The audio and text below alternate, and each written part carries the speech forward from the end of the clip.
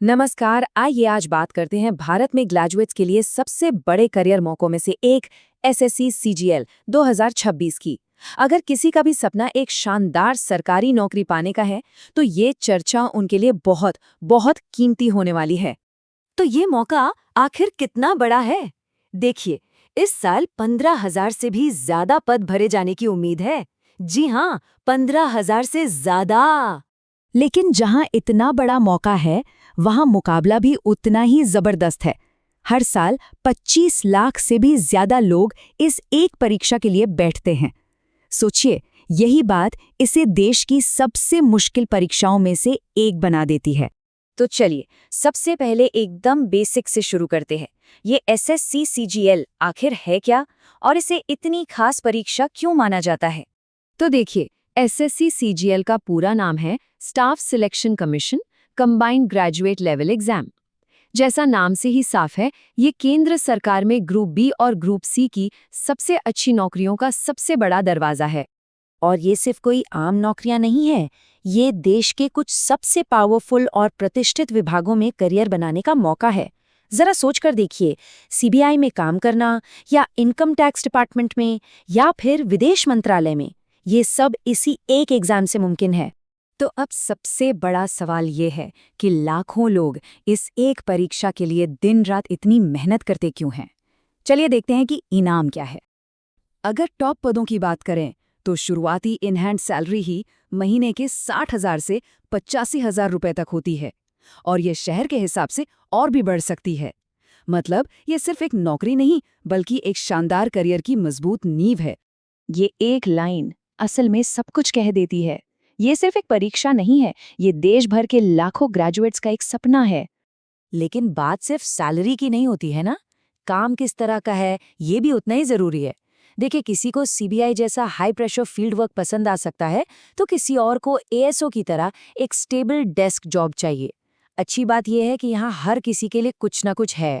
तो अब जब मोटिवेशन एकदम हाई है तो चलिए उस प्रैक्टिकल सवाल पर आते हैं कि कौन कौन इस परीक्षा के लिए आवेदन कर सकता है। और यहाँ सबसे अच्छी बात यह है कि ज्यादातर पदों के लिए किसी भी विषय में, मैं फिर से कह रही हूँ, किसी भी विषय में सिर्फ एक बैचलर्स डिग्री काफी है, चाहे वो आर्ट्स हो, कॉमर्स हो या साइंस। हाँ, कुछ खास पदों जैसे जेएसओ के लिए मैथ्स या स्टैटिस्टिक्स की जरूरत पड़ती है।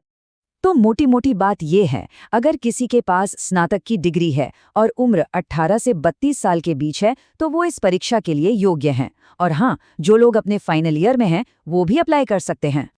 ठीक है, तो अब जब मोटिवेशन और एलिजिबिलिटी की बात हो गई तो आइए सिलेक्शन के रास्ते को समझते हैं। ये उतना मुश्किल नहीं है जितना कई बार लगता है। इसे ऐसे समझते हैं, टियर 1 एग्जाम एक क्वालिफाइंग रेस की तरह है जिसमें बस अगले राउंड के लिए कट ऑफ पार करना होता है। असली मुकाबला जो असल में विनर तय करता है वो है टियर 2। ये इस पूरी प्रक्रिया की सबसे जरूरी बात है। सारा का सारा ध्यान टियर 2 पर होना चाहिए, क्योंकि फाइनल रैंक और पोस्ट सब कुछ इसी के मार्क्स पर निर्भर करता है। टियर 1 तो बस एक दरवाजा है जिसे पार करना है। और एक बात जो कई लोगों के लिए एक बड़ी राहत की तरह है, किसी भी पोस्ट के लिए कोई इंटरव्यू नहीं है। जी हाँ, कोई इंटरव्यू नहीं।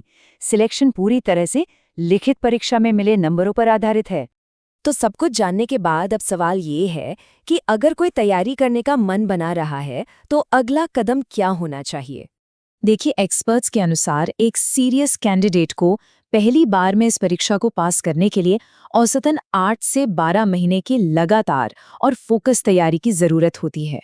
चलिए अब जरा टाइमलाइन पर भी नजर डाल लेते हैं। नोटिफिकेशन अप्रैल में आने की उम्मीद है और टियर 1 की परीक्षा मई जून में। मतलब समय तेजी से निकल रहा है। तो संक्षिप्त में यहाँ से मुख्य बातें क्या हैं? पहला, ये एक बहुत बड़ा मौका है।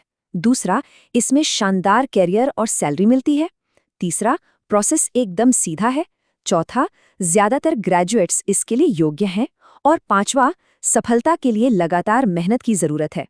तो सवाल बस इतना ही है, जब परीक्षा में कुछ ही महीने बचे हैं और तैयारी में 8 से 12 महीने लगते हैं, तो क्या तैयारी शुरू करने का सही समय अभी है? इस जरूरी मौके पर विचार करने के लिए धन्यवाद।